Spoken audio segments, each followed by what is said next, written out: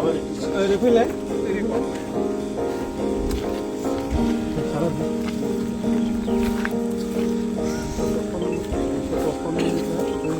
सिङाव थानाय समावनो बेखौ थांबाय ओमफ्राय बिजौ बन्द फैदों बिनि उनाव ओमफ्राय माखासे बे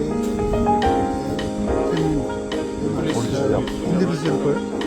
बिसोरनो माखासे होबाय ओमफ्राय नैबावहाय बिसोर तिनि थाबाय बिसोर तिनिनिफ्राय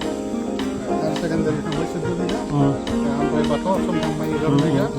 ओमफ्राय दुलाराय बाथौ मथनि 7 बिघा ओमफ्राय बाथौ मथनि 5 बिघा मोनसे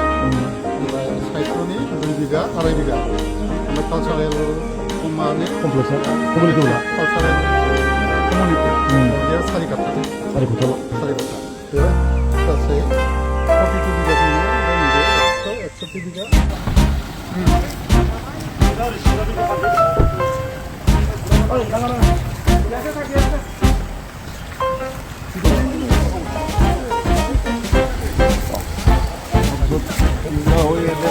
अपने